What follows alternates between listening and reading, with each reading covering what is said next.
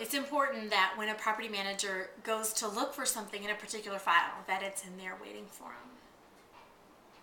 You may also make copies and send faxes for the staff. You'd be applying postage and sending out the mail. Part of your job, definitely, please, will be to maintain office supplies. So please make sure that the office runs smoothly by making sure that everyone has all the office supplies that they need.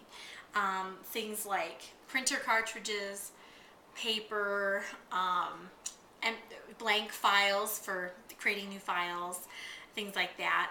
We order office supplies on OfficeMax.com, and please see the office supply checklist for information on how and what to order. Running errands, that's definitely part of your job. So things like going to the bank, going to the post office, going to the store when needed. You'll most likely be making deposits at the bank almost every day, especially towards the beginning of the month. We bank with Chase Bank, and you can go to any branch that's convenient for you. Please never leave checks in your car overnight.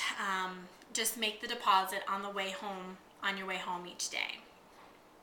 You can always leave a little bit early and make the deposit while you're still on the clock. That's fine. Other types of errands might be to put up rent signs at a property, post a notice on door, things like that. We'll let you know when that help is needed. You also might enter data into the website, helping to get a new house up for rent or something like that. Think outside the box. You know, if you see a staff member doing something that you can do, offer to help them out. Here's a copy of our quick reference sheet.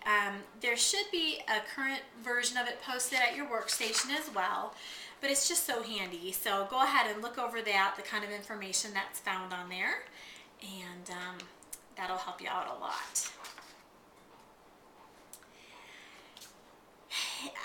One kind of concept that's hard to describe, but it's definitely a very important job that you fulfill, is just helping out the staff and managing the staff. So everyone, all the property managers are out in the field going from property to property, and you are the base that's at the office to help support their activities. A property manager may call you and ask you to look up some information in the computer or on our website, and the handyman may call to have you help them with directions to a particular property, you know, things like that. A contractor might call to see if you have any different phone numbers for a tenant, and you can look that up for them.